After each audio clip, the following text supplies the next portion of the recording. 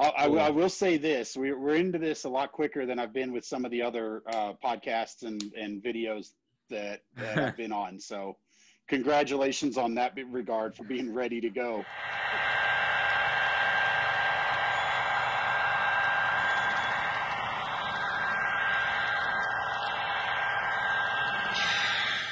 Back to when I was really young, my dad had a passing interest in it a little bit.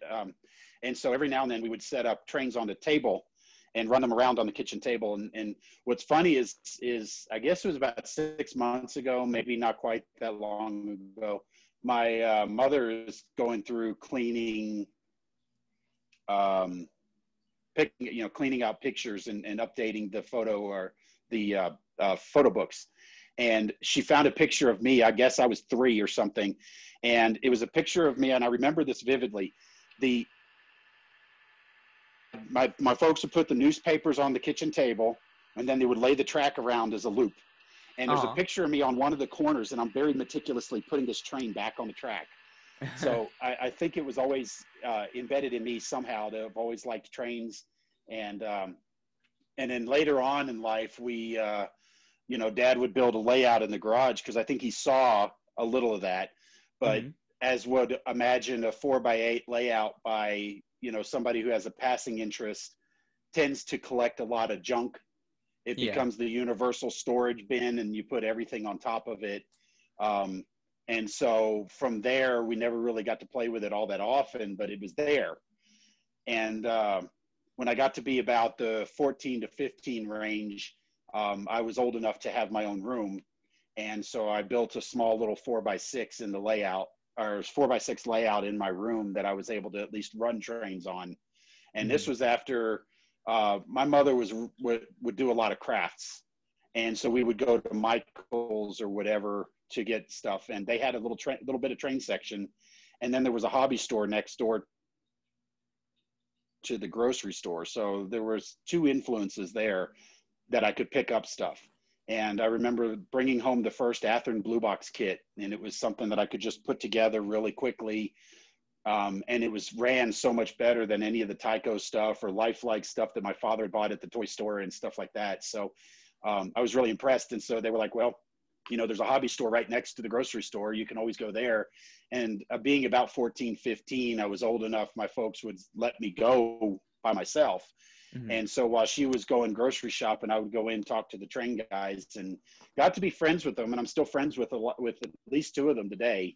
And I'm sure if I I know the people know each other. So I'm sure if I ran into a couple of the other people, we'd pick up like it was tomorrow or yesterday. I mean, but anyway, got to know those people pretty good and started getting into the hobby. So I built a 4x6 layout in my bedroom. And it was fairly low. I want to say it was, I don't know, maybe 25 inches, maybe 28 inches off the ground. So I would sit on the carpet and it would be about here. And this was long before DCC. So my power packs were on a swinging hinge that was attached to the layout. That was the power, the power panel. And so I would put it up. I would swing out, slide underneath of it, and lay it on my lap while I was sitting on the floor. And I would run 2 trains, and I was over here flipping switches and doing all that stuff and running trains. So, I mean, hell, we all started somewhere. And, being friends with those guys in the hobby store really kind of was able to teach me a lot. They took me under their wing and taught me a lot about, how to build bench work and how to lay track, because this was my first foray into that. And in hindsight, there was a lot of things I could have done better. But hey, we all learn. And so then we started joining modular clubs, and then eventually the 4x6 had to go because the folks needed the room for other stuff. And I was about that age, about moving out. So we took it down and threw it out. And I was doing mostly modular at that point and over to a friend's place. And then it wasn't long after I graduated high school that I moved out, got my own apartment, and started building my own layouts. Okay, I mean, I'm much the same way. I'm still with a 4x6, and that's my crash test dummy for all the stuff I do elsewhere, So Exactly. And I started Exactly. out flipping switches just like you're talking about. We all had those times. I mean, Hmm. yeah. So have you always been HO? Yes. Okay. Yeah. The only time I've really forayed out of anything, buddy of mine was looking at ON30 when Bachman started doing the ON30 stuff. He was really intrigued with it because it was much bigger in size, so he could model a little bit more of the detail. I tried to stay focused on HO, and then the only time I've really it's not really a different scale. It's still HO, but it's HON3. And my wife, her father passed away, and he was a big HO narrow gauger, and so we inherited a bunch of his stuff, and we sold off a bunch of the junk and got rid of it, cleaned it out, donated a lot of it, and I've kept a few things. And then this was about the time that the Blackstone models started doing their K27s, and so I looked at my wife. I said, "Hey, we have to have something that runs really well with your father's stuff." So that was about the extent of it. I still have a lot of that, and don't run it very often right now.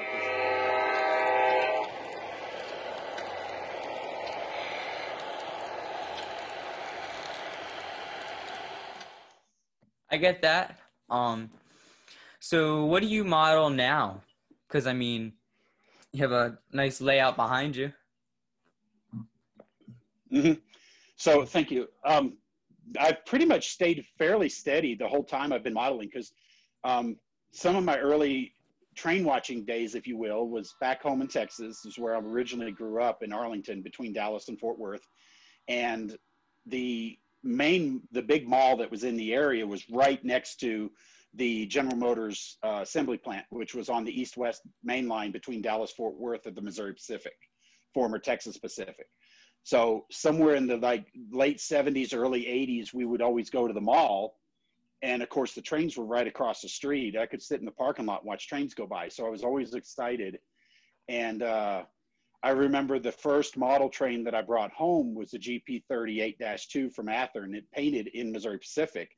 And I bought it because I looked at it and went, oh my gosh, it's painted just like the ones that are here. Because up until that point, we had the silver Santa Fe stuff that you get at the Tyco. I had a blue and yellow Virginian model that was mine. My brother had a GM&O Tyco engine, and we had some of that type of stuff, but nothing that we saw on a daily basis. And so that kind of made it real. And I said, well, that's, much like everybody, we tend to model what we see. Mm-hmm. So I decided to go ahead and stick with the Missouri Pacific. I've kind of flip-flopped around on eras off and on. But I've decided to stick with 1978. And the reason for that is because I really love the second generation EMDs, things like the SD40-2, GP38s, and especially the GP15s, which is actually right behind me here.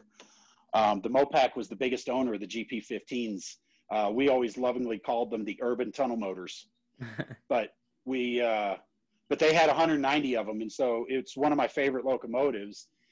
Being a small little switcher engine. So from that side, I kind of decided to stick with 78 because I get a good mix of first generation and second generation without really sacrificing too much on both, because you can see them all mixed in the same train. Yeah. Go ahead. No, please. So that was kind of why I decided to choose that. Again, it was kind of what I had seen and what I had grown up with. I've, it's a simple paint scheme also, and I hate painting. It's one of my things that I have to do, but I hate it. So it's a simple paint scheme. It's fairly easy. It's blue. I then decal the stripes on it and I'm done. So from that side of it, I really like it because then I can custom paint stuff, because I love detailing the models. I just don't like painting them when I'm done.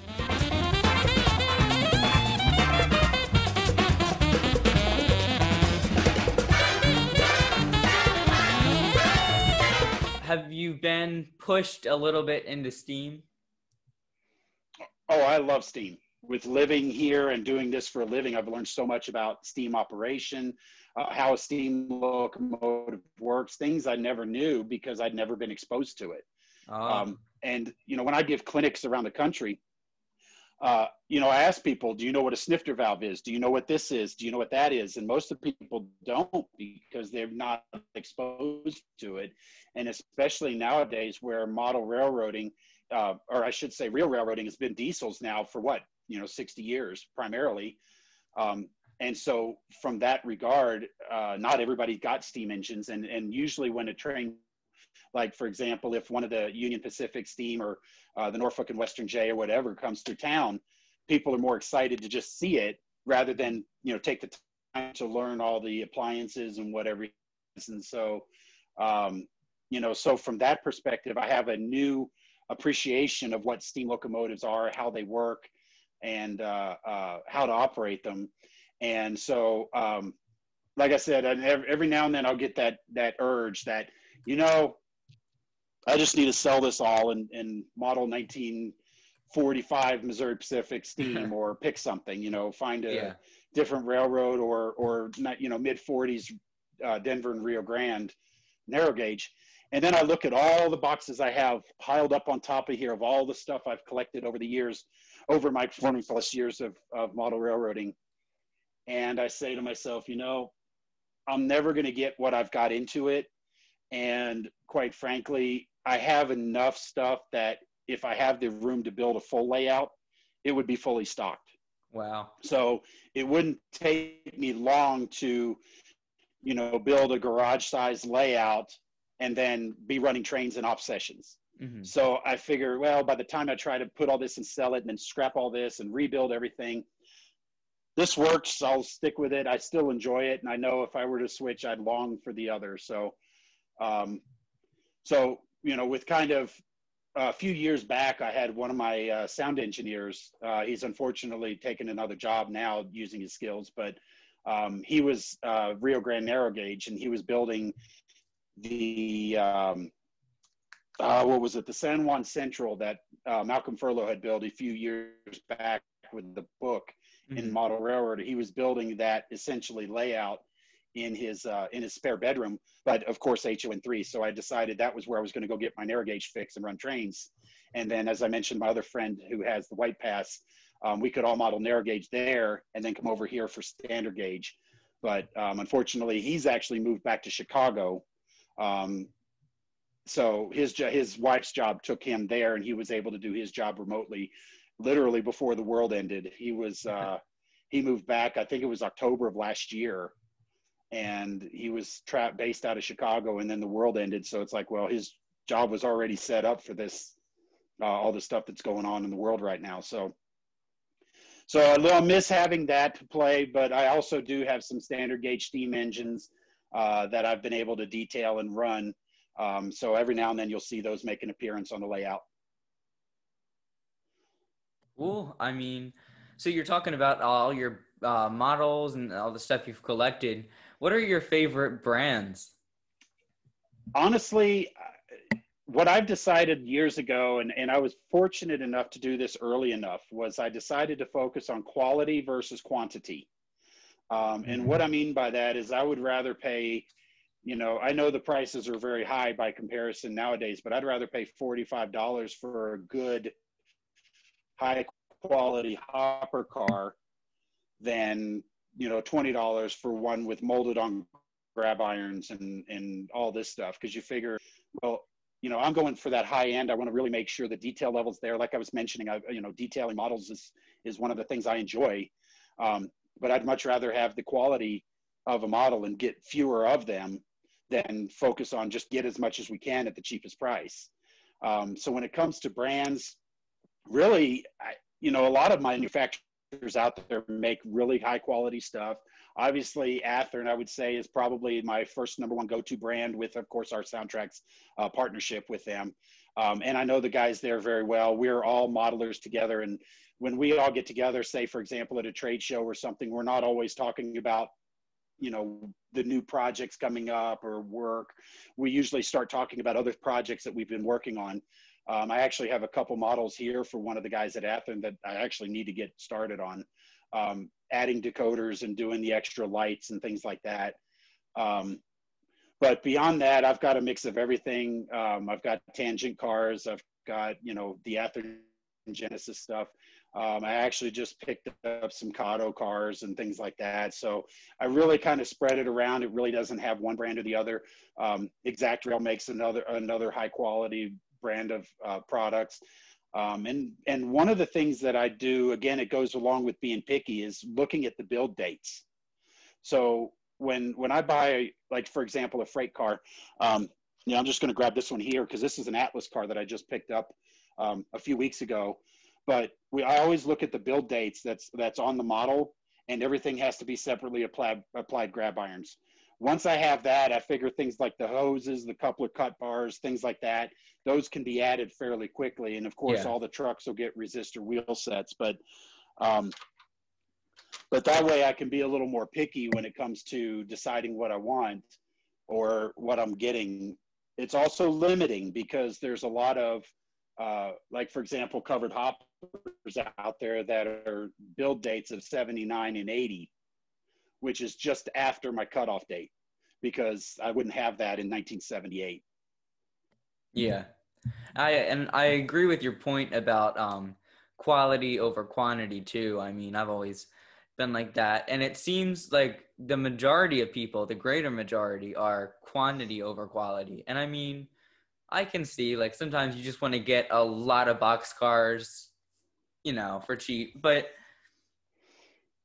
gotta stay focused, I guess.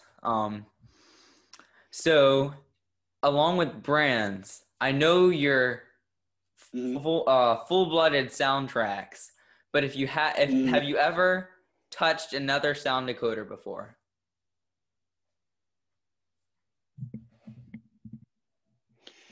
Long before I had the name on my shirt. I had played around with a whole bunch of different brands at the time.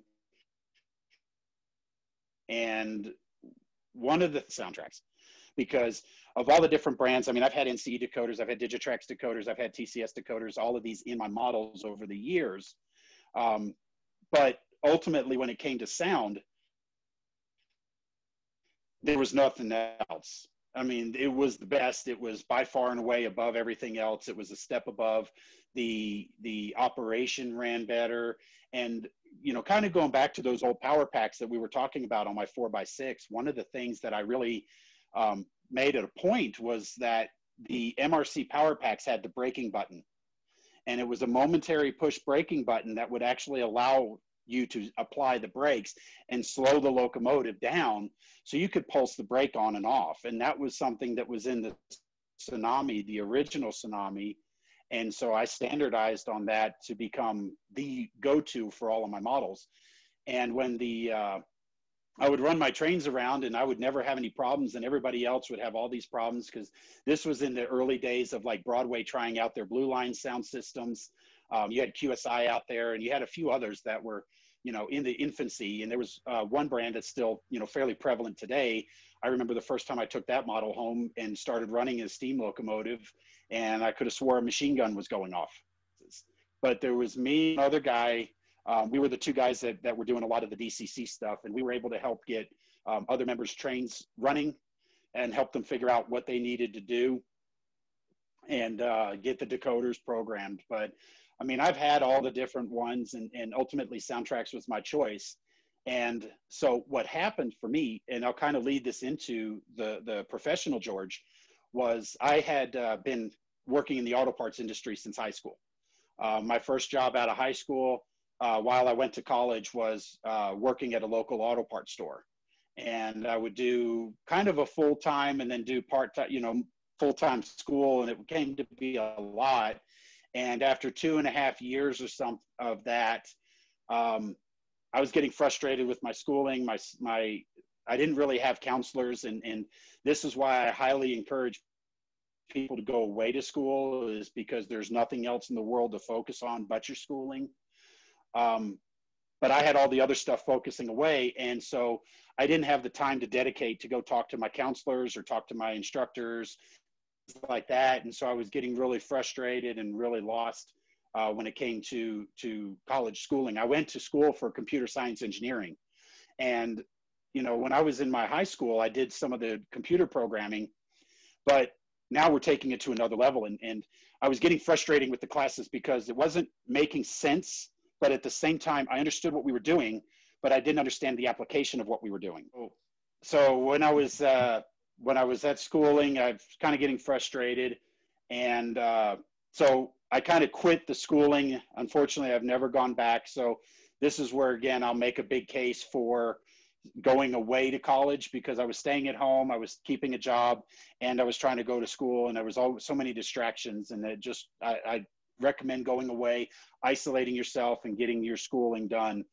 But anyway, I made a full-time career in the auto parts industry, and I worked 6-7 years at an independent store, and then almost 9 years at a Chevy dealership.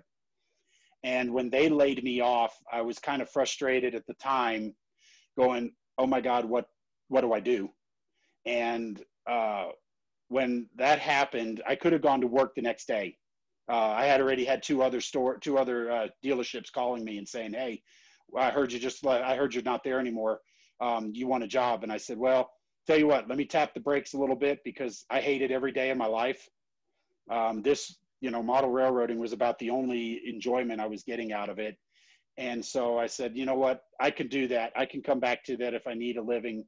But I was at a point in my life where I could actually take some time. And so I started searching and said, you know what, there's people who make a living in the model railroad industry all the time. And so for me, I decided, you know what, this is what I'm going to try to focus on. And so actually Soundtraxx was my first choice, partially because, like I said, the guys in the club used to accuse me of being on the payroll, and it was reliable. And the way I looked at it was an easy sell, because you have a quality product, model railroaders are doing it, and adding sound is adding that extra element of operation. And so that was my first choice. But I did interview with a couple of other companies about the same time. And a few months later, I was actually, gracious enough to be able to be accepted by Soundtraxx, and they helped me move up here and start working for them. And I've been there, actually this week, it'll be 12 years I've been working for Soundtraxx, which is amazing to me that I've been there for 12 years. It sure feels like it's been a short period of time. Absolutely. So, but they say when you love what you do, you don't work a day in your life. And so I don't feel like I've been working for 12 years. I've been helping fellow model railroaders enjoy their hobby, and at the meantime, selling them some products. It's very cool. So right before we go into full-blown professional George, one more regular George question, okay? So favorite aspect of the hobby? That was the operations. Last name. Operations? Okay.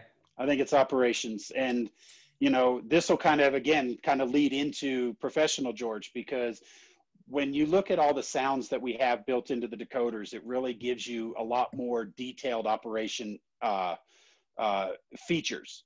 For example, I kind of mentioned using the brakes on the MRC Power Pack.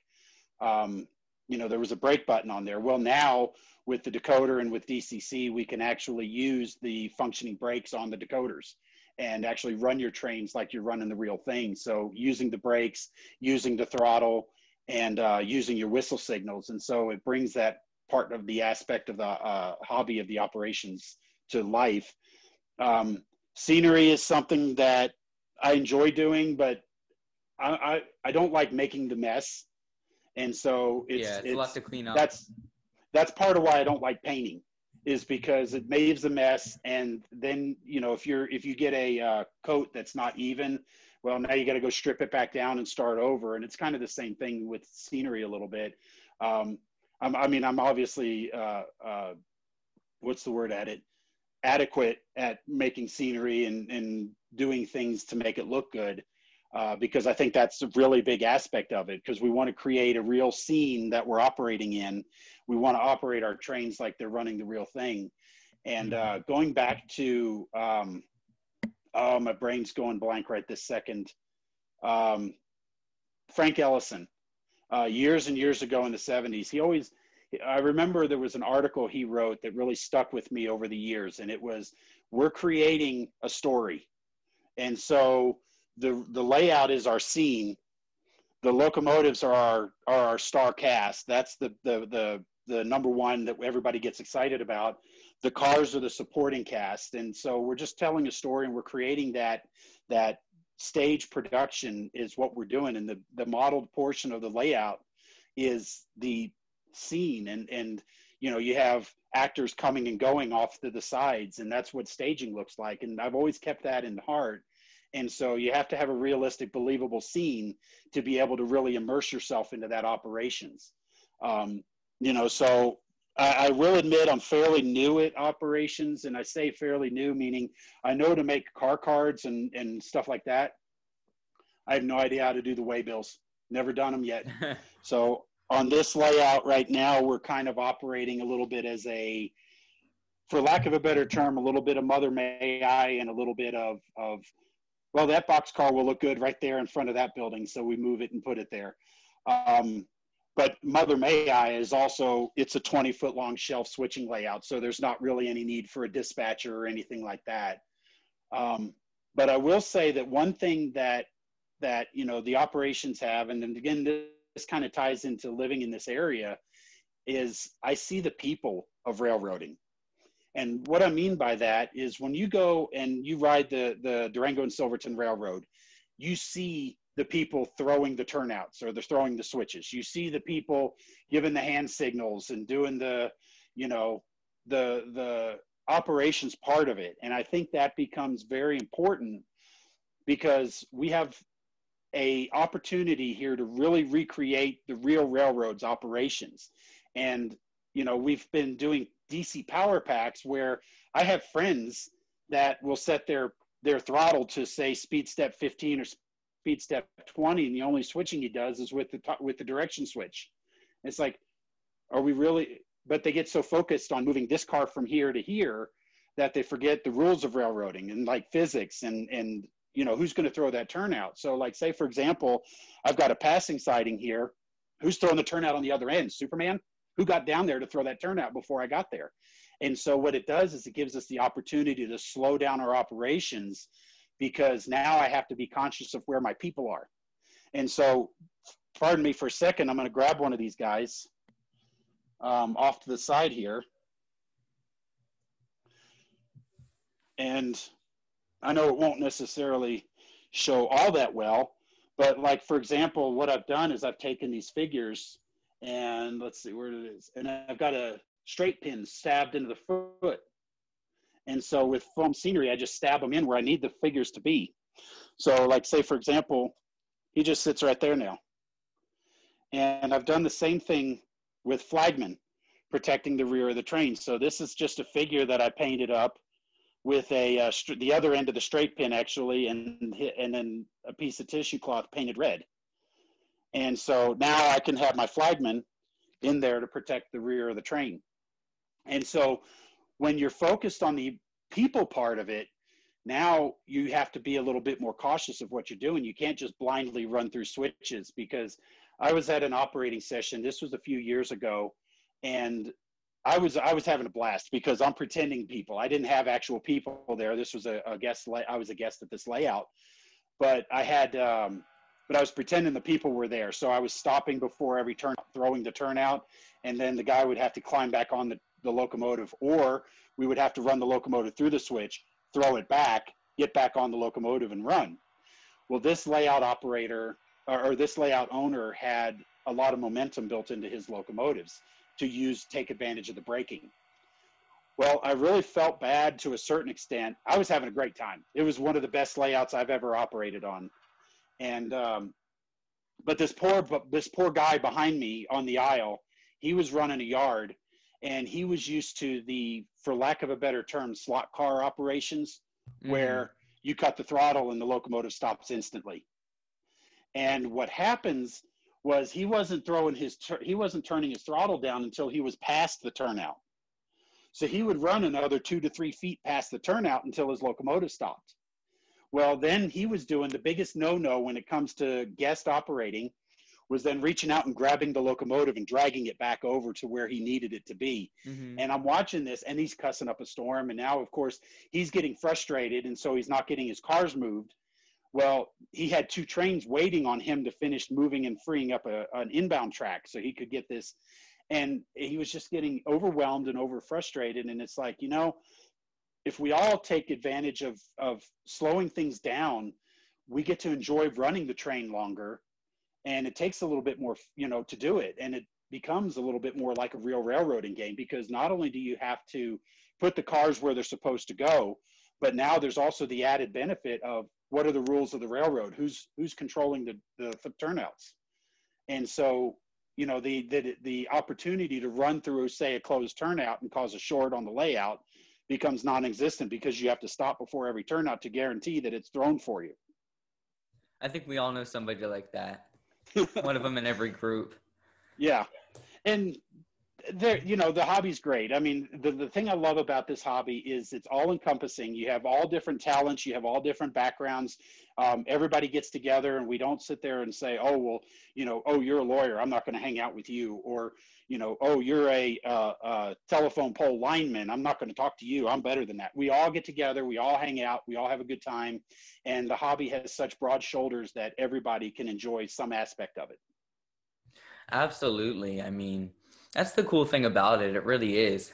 Do you think we're going to be seeing your foam people as the new Soundtraxx product? I would doubt it. I would buy it.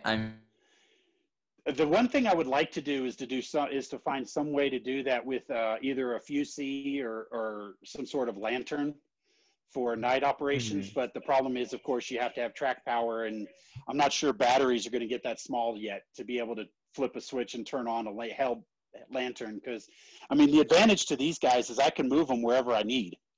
The foam scenery. So if I have them, stopped at every turnout, eventually at some point, I'm sure I'll get a bunch of little stab holes into the area. But like, for example, I have a railroad crossing, and the crossing is activated with resistor wheel sets. But let's say, for example, at some point I'm planning to put a lockout for the switching unit, because it's right at the end of the yard throat. So at some point I'll have a flagman protecting the crossing as he cuts out the crossing. I need to actually just place the order for the key switch, but anyway, at some point there, so I have a small hole pre-drilled over there for the flagman to sit in there and protect the crossing to make sure nobody crosses. So that's already there, so you don't end up with a whole bunch of little stab holes in the concrete. But other than that, I mean, the layout operates really well that way. And like I said, you kind of pay attention to what's happening before every turnout. So we don't have those short circuits. And every one of my turnouts are power routing.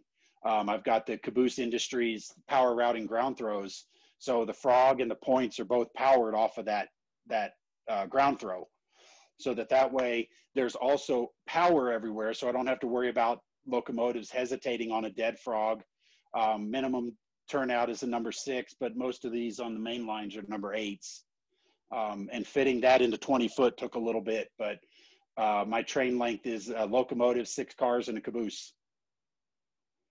So it gives something to operate. Cool. So I can't believe we've been at this for an hour, but we have, oh, wow. we have 30, 40 minutes left. Okay. Can we take that whole time to go full 100% business George? Sure, we can do that. Cool. Absolutely. Why not? So we covered how you started at Soundtraxx. And now I see your face everywhere with Soundtraxx, but what exactly is it that you do? Like, what's your job title, I guess?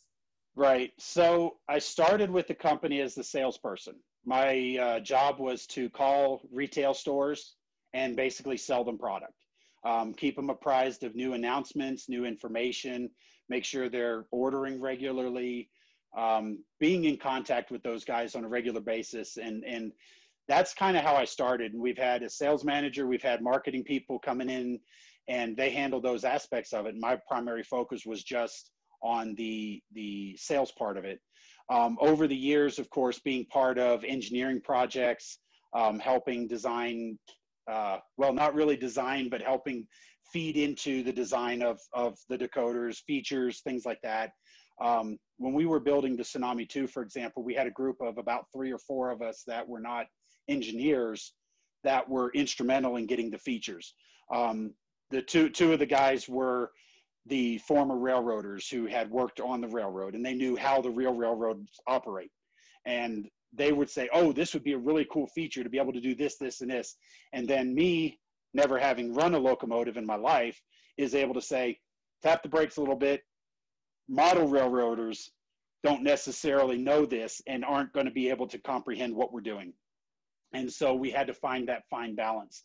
So with that, we kind of started doing more of these videos. We started doing some of them, but it was still somewhat in its infancy as far as what we were able to do with it. And then to be perfectly honest with you, when the Tsunami 2 came out, we kept getting busy, for example, at work. It would just get too busy at work. We didn't have time to dedicate because, of course, now all the retailers are needing to stock their shelves with Tsunami 2s. And so I just came home with my phone and shot a short video and posted it on my personal YouTube channel and started saying, look, we've got to get this information out. We got to teach people how to use it. Having a user's guide is fine, but I mean, remember, we're guys. We don't read the instructions. Absolutely. That's the way. And so what I wanted to do was to do these short little videos about features of it. And so I started doing them on my personal YouTube channel. And then I kept saying, hey, these are important. YouTube's going to be the way of the future right now because it's a free platform. It gets out to everybody's got access to it. And, there's not as many people that read print media anymore. There's not that many people that are, looking at an advertisement in a magazine and going, that Soundtraxx ad looks pretty cool. I'm going to go buy that decoder. Now, of course, people. We can, right. I mean, we can still, advertise in the print. Oh, it's still substantial, but not nearly as much as digital media anymore. But being able to show people what it can do. Now their wheels are turning. And this kind of came because we were doing a series of clinics called Switching, Braking, Running. And it's railroading with Soundtraxx decoders. And this goes back to the original Tsunami. This was a series of clinics that we would give either on the road or we would do it in-house for our retailers. And anyway, over the time, my position kind of became more of a product specialist because we've been bringing in some other people trying to handle more of the mundane day-to-day sales, phone calls and stuff like that. We always have a support person on hand. And so I'm kind of teaching the training to support people. I'm trying to teaching and training the salespeople, but I still have my relationships. I mean, there's guys that, over the years I've known now for 12 years that have become really, really good friends that are still retailers and working at their stores today that I can call them up and we could have an hour-long conversation like we're having right now. And it's like, well, I guess we probably should work some today. So, so it's get back to business. But so that's kind of what my product line is morphed into. And so I kind of have a little bit in hand in marketing now with the videos, with advertisements, with how-to videos, stuff like that. I still do a lot of the sales department and handling that. Right now, Josh, who was our support tech for 2.5 years, he unfortunately had to leave unfortunately, he decided his family was not in the best of conditions and he needed to be a lot closer than 2 days drive. So he's moved to the Midwest now and he's 2 hours away now versus 2 days. So I've been filling the support role now for about a month and a half. Actually, it'll be 2 months because this is the end of October already. So we're in the process of looking for a support person. To my knowledge, it hasn't been filled yet. We've had a few candidates, but one thing or another made it that they couldn't take the job. So it was interesting. But so I kind of do a little bit of everything. Engineering bounces ideas off of me. I also do one of the things that I'm very proud that we do is we do a thorough test of the firmware.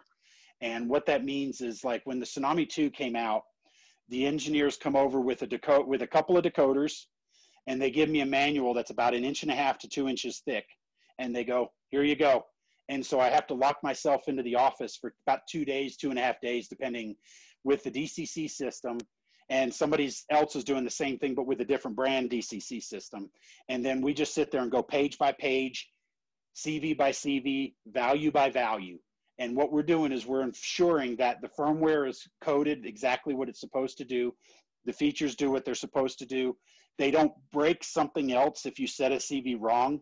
So like say, for example, if I change the volume and suddenly my motor control goes away. So we're making sure all of those things are working, and it's a thorough process. And the problem is at the end, if we find something wrong on the last page, he has to do a code change. Guess what? We could start all over again. So it's one of the things that I'm very, very proud of our company is the fact that we go through that time to make sure everything works the first time. It would be easy to offer downloads and just say, okay, well, we'll put the firmware out there. If somebody finds a bug, we'll just update this firmware with a new feature and we'll fix the bug. But we make sure it thoroughly works. And then during the manufacturing process, which we actually do here in Durango as well, we actually hand test every one of our decoders before they're packaged. So I'm sure you've seen the Michelin commercials where the big Michelin man is hugging his tire and then he puts it on the hook and it goes away and he gets a tear in his eye and he looks and there's the next one.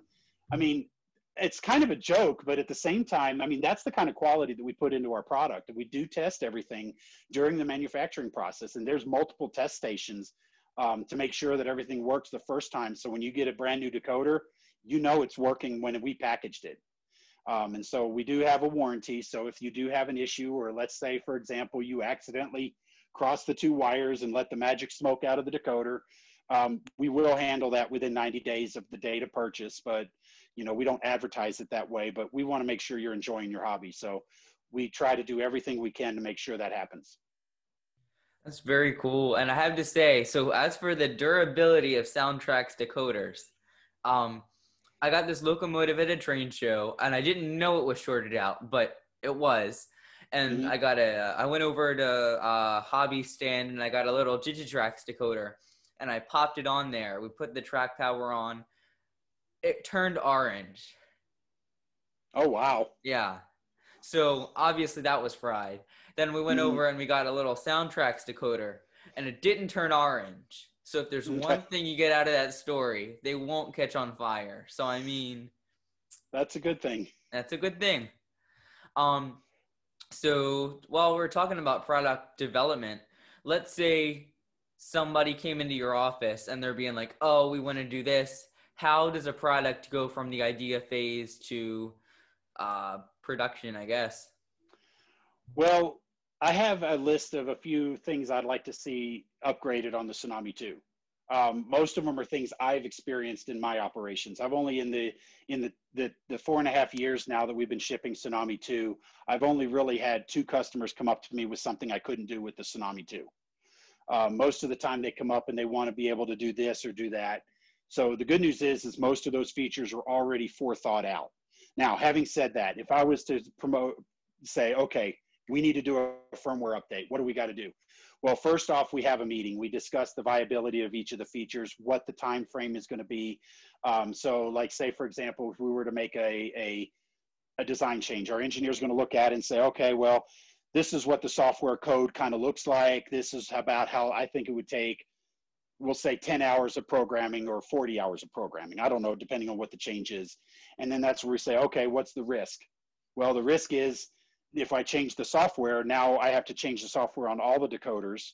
And so all the ones that are released prior now will not have that software change.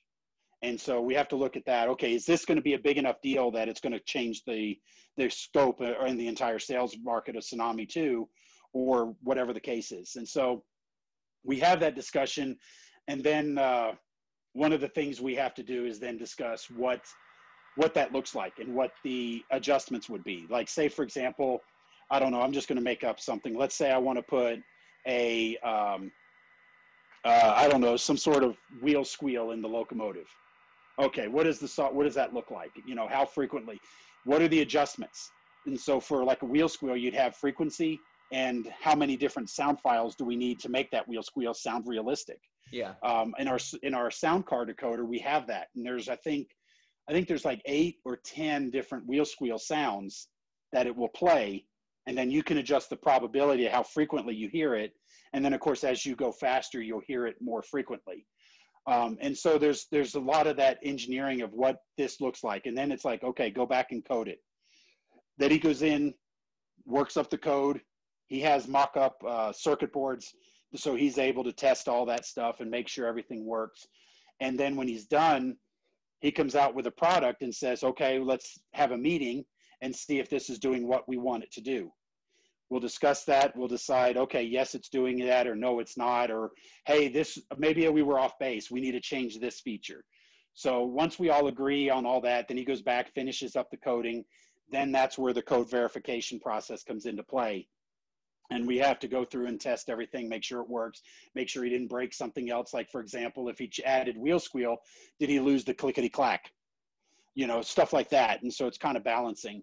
And then once we have all of that together, then we decide, okay, what's our production timeline look like? How quick do we implement this? You know, marketing at this point has been kind of working on some things behind the scenes. How do we advertise it? How do we promote it? How do we show it off? So you can imagine that with this much work being involved, that's why we don't usually do a whole lot of small software changes in the decoders.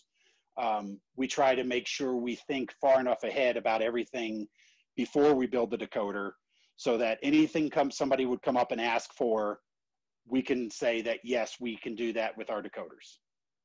Wow. So oh, sorry. No, go ahead. So you're one who's been around the industry and you know what's in the boundaries of feasibility. Mm-hmm. What would you say when you're talking about these things like, oh, I'd love to do this, and I know there's business things that you just can't talk about because it's business strategy, I guess. Sure. But right. Is there technology that you would like to see in the future within a decoder or a locomotive, something that's kind of groundbreaking, different? There's some things we're working on. Okay. I don't know. There's things that we've discussed that would be a little bit of groundbreaking. There's stuff that, you know, innovation, changing the way things operate. There's a lot of discussions we've had in that regard where the future is. So as of right now, we've got some ideas. We've got some things that we're working on. How quick they go to market, you know, that's another thing, because the wish list doesn't always equal the physical capability of it. And so that's where the engineers have to find a way to make it mesh. Okay. So then there's this one joke I always make. Me and Tony Cook talked about this for a while, but do you ever think, being electronics, you're familiar with electronics and what's possible, that a dynamo or cylinder cocks would ever be in HO scale operating? I never say never, but I would say right now there's a whole lot of physics that would have to be into play. Because let's just say, for example, let's look at the dynamo. Are you looking at an actual electric dynamo that's generating electricity, or are you talking about just one that's spraying smoke out? Yeah. So spraying smoke out, again, that's where you have to look at a lot of factors, because what we have right now is a smoke unit. Is basically a pool of oil that's heated with an element that generates an oil smoke. That element draws a lot of current, and so that's one hurdle to overcome. Then now you have the puffing fan, which basically takes that smoke and it kind of moves it over to another chamber with a fan, and that's what blows it out to get the synchronized chuffing. Now, when you're talking about trying to get it out of, like, say, a dynamo or cylinder cocks, now you're talking about taking that smoke, putting it into a closed chamber, and then finding a way to squeeze it out so that it shoots out, because steam's under pressure in both of those conditions. So I don't know. That's a physical engineer's challenge, I would say. If there's a way to do it, then maybe we try to find a way to be adapted. But as I'd say right now, things like smoke units, stuff like that, isn't something that we do a lot with at the moment, mostly because, especially like, say, for example, if you're running a small layout, you end up with that oil residue all over the place as the oil cools down and settles. And so long-term, it becomes more of a hassle/hazard than it is right now a benefit. Now, if somebody were to find something else that's better, you know, like maybe, you know, finding a way to vaporize water or something like that, then that changes the game a whole bunch, but that introduces its whole different set of elements. Yeah. So never say never, but I don't see it on any immediate horizon. So my last stupid question, I promise. how many lighting outputs do you ever see being possible? Like, what do you think the maximum number ever could be? And then what lighting features would you like to see added to an engine, obviously without disclosing any Soundtraxx confidential information? Sure. In all honesty, I'd say the only limitation on function outputs is board size, Oh, because every time you add a new function output, it adds physical components to the board. mm-hmm. Right now, our Tsunami P&P and the the TSU 21P and EM8 both have 8 functions. And so therefore, you've got all those components crammed onto that small circuit board. Now, as parts get smaller, then of course we can physically add more parts to it and more outputs and more ways to do it. I've got models where this is where I take a little bit of a detour off of the Missouri Pacific, and I model some BNSF stuff. And here's why. Years ago, we were at the Kansas City National Show, and we were sitting out at Jack Stack Barbecue overlooking Union Station. We were sitting there with the Athearn guys, and we were just kind of having a drink. It was Sunday night. We had nowhere to go, nothing to do the next day except go to our respective homes, fly out of Kansas City. So we were sitting there, and of course it's midsummer, so it got dark late. So it was about 10:30. We're sitting there out there, and we're watching the trains going by, and we're seeing more and more lights. And I said, we've got micro LEDs now that make this happen, and we could do that. And so we kind of had a little bit of a challenge. And so I said, all right, I can do this. So I took one of my models home, and this was back when the 1943 was released. Okay. And because again, this is where, as a modeler, everybody has this. One of my other vices in the hobby is the UP Heritage Program. This is something I've modeled for years. I mean, when I was a kid, 3985 had come through Dallas-Fort Worth area. I chased it through town with a couple of people, and I had a Riverosi model that was, as detailed as I could do it at the time. And so I've always had an affinity for it. And I had a whole passenger train, the Riverosi passenger set. And so so I bought 1943 because yes, it's modern, but it's run with the passenger stuff. So I bought it, took it home, and started adding a bunch of the lights. Well, obviously I can't take the UP passenger train with me when I travel to do shows around the country. So I took that model, and I had a Union Pacific demo model that was one of our trade show demos that I was like, okay, well, I'll consist these guys together and go run at a train club. And I was setting my train up. I had everything running. I started to pull it out. One of the guys came over and said, hey, check out my locomotive. And he looked at it and he says, oh, okay, cool. And I said, no, look at it. He immediately dismissed it because it was one of the heritage units, 1943. He looks at it again. He says, oh, hell, you put all the step lights and truck light. Oh, man, that's cool. That was when he actually looked at it. And I said, okay. He immediately dismissed it because it was a heritage unit. So I said, all right, what's the most boring, mundane, run-of-the-mill thing you can think of that runs that if I have the lights on, people will actually notice it? Enter BNSF orange. And so with the lights on it, I started playing around with that, and that's kind of become my new vice. I've actually got 5 locomotives now, but I have 2 of them that have 20 plus LEDs in it. And I've got all the step lights, all the walkway lights, and all the truck lights and cab lights, including now a blue flag. I started watching the BNSF rail cam out of Belen, New Mexico, which is one of the pit stops. And I started noticing that they would have the blue flag on the dash. And I was seeing it, and I was thinking, okay. And the guy I was talking to you about, our sound engineer who moved to Chicago, I was talking to him, and we were both talking about, okay, we got to do this some point. And I just hadn't made it a priority. And I started doing it. And then this is when one of the Athearn guys kind of got with me. He said, hey, you need to do that light, but tie it into the F-15 handbrake sound. So with the Tsunami 2, we have the sound of the handbrake tying down. And so I said, that's a brilliant idea, because now it frees up one of the other function buttons to do something else.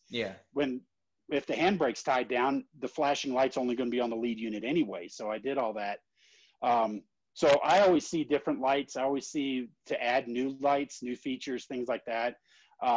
I'm not sure how many more outputs we need beyond 8, Yeah. but I could always use a couple more because you never know. Mm-hmm. So that's one thing I'd like to see improved. But then again, it means all new hardware, stuff like that.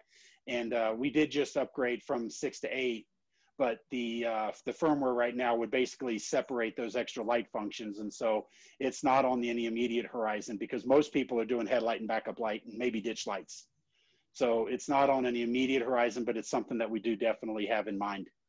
Cool. So what, when you go into making a new decoder, can you reuse at least some of the, I guess you'd say CAD sort of engineering of it, or is it start from scratch and redo Well, everything? there's two aspects of it. You have the software side or the firmware side, and that's where the electronic engineers take and write code. And a lot of that, like for example, our hyperlight features, there's no real reason to rewrite a Mars light. Yeah. So they'll take a lot of that and reuse that and then expand on its capabilities. Yeah. But you don't need to rewrite a Mars light. Mm-hmm. Same with like some of the braking features we have. We basically, with the Tsunami, we had the independent brakes, but then with the Tsunami 2, we have the independent and automatic and dynamic braking. And so they took the same structure of those CVs, but applied them differently with different sound effects.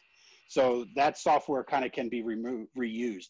Now, when it comes to hardware side of it, and that's where we're talking about the physical circuit board, there's some standard light circuits on there. For example, the lighting output has basically the transistor that's controlled by the processor. And the way the decoder lighting output works is it's a positive common, so there's power applied, but then the transistor basically grounds to the decoder to complete the circuit board, or to complete the circuit. So that's how all the lighting circuits are done. So the transistor closes and opens in different patterns to create Mars lights. So in some cases, we may find a more robust transistor, or they may find more reliable or smaller. There's other parts, like, for example, the processor families. Everything that we use in our decoders are repurposed off of other industries. Our model train industry is nowhere near large enough to be a leading edge for creating electronic components. That's all. We're always going to be on a trailing edge, but we're repurposing. And so we have some great representatives at our electronic companies that say, hey, look, here's something that will fit. It has this clock speed, it has this memory, it has this many function controls and things like that, and it fits in a smaller footprint, and it only costs you 10 cents more, or whatever the case is. And so we're able to constantly be in communication with them. There's also parts that go obsolete on us. So there's sometimes we've had to redesign decoders in the middle of production because one of the components became obsolete.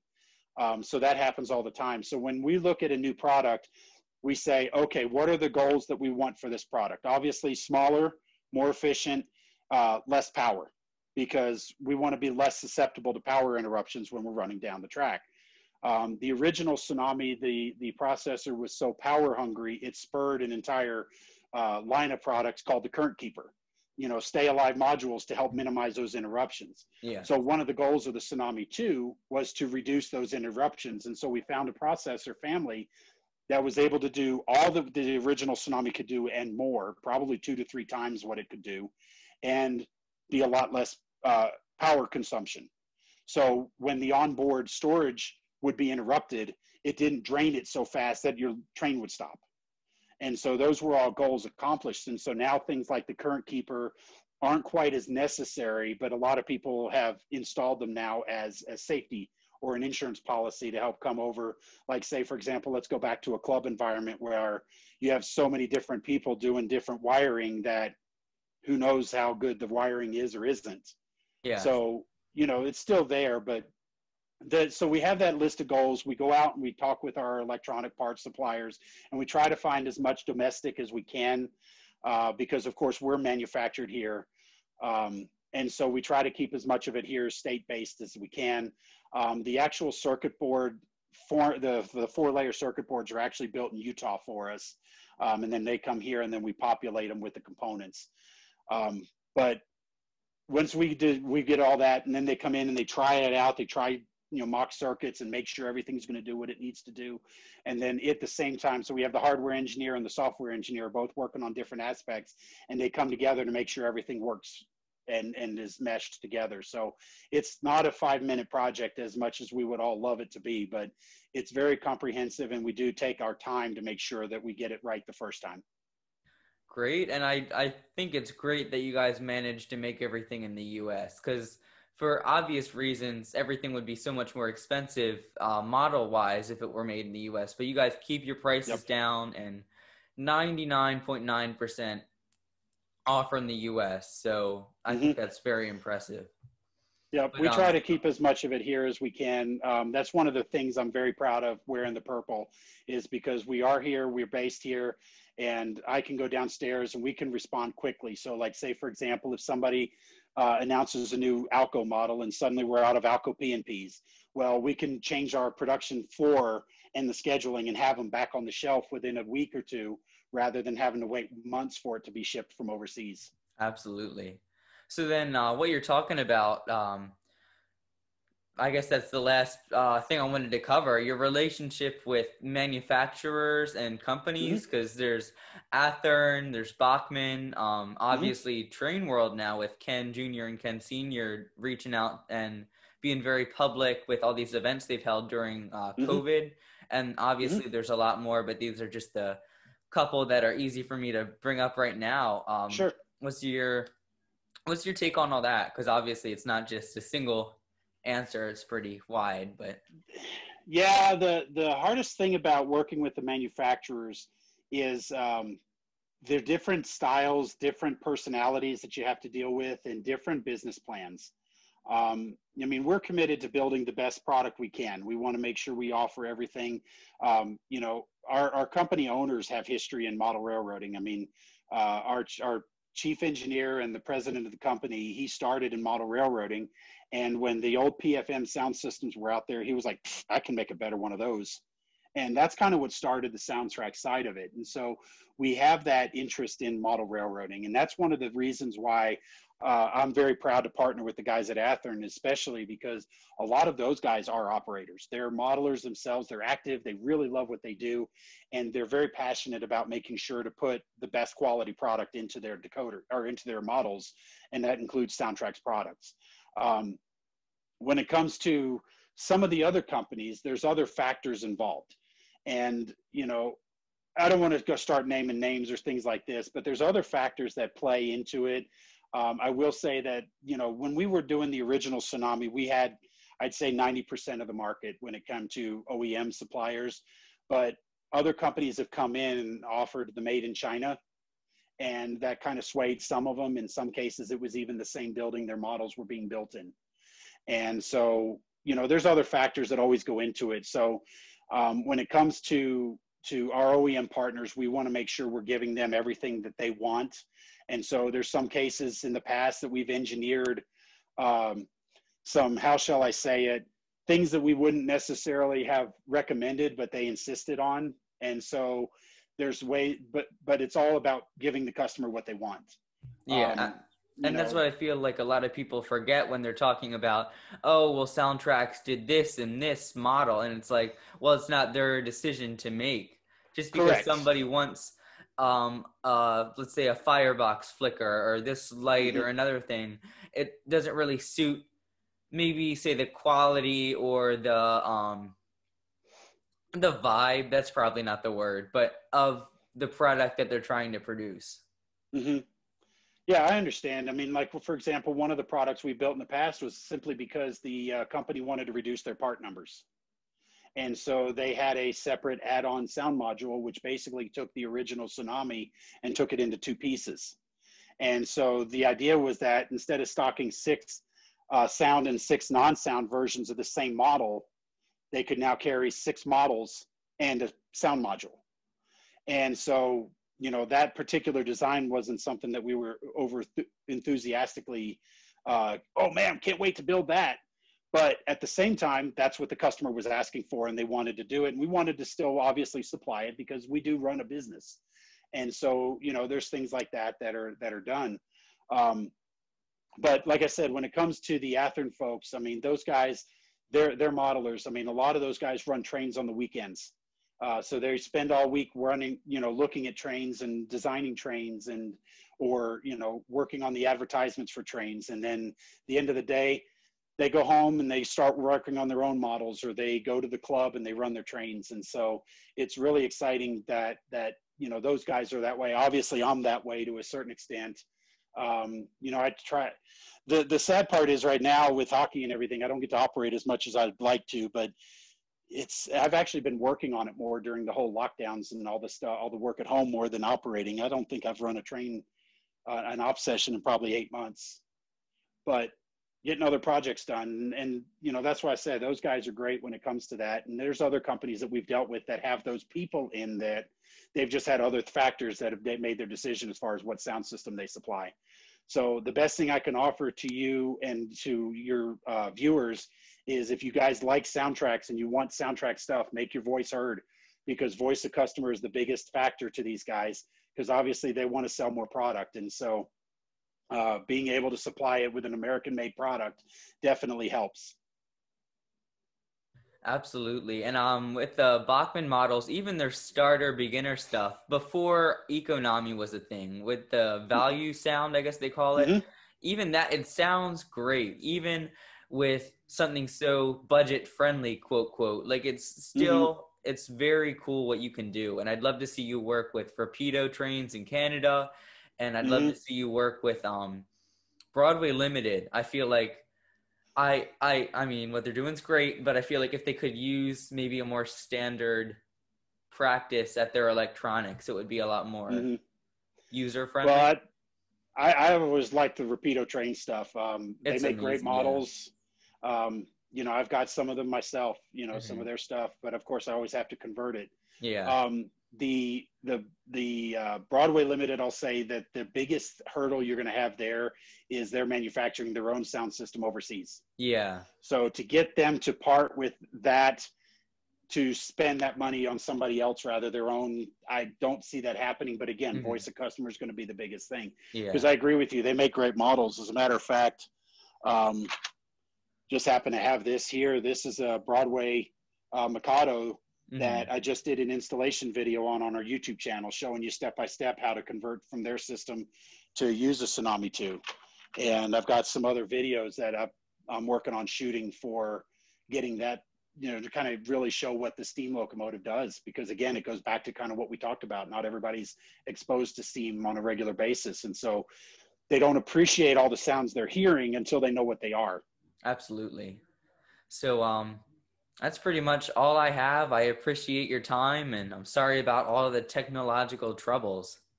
Oh, hey, the way I look at this is we're all doing this by Skype, Zoom, or whatever. We're doing internet. There's going to be troubles. They come up. It's just part of what we're doing nowadays. And so we have to just fight through it and do our best. Cool.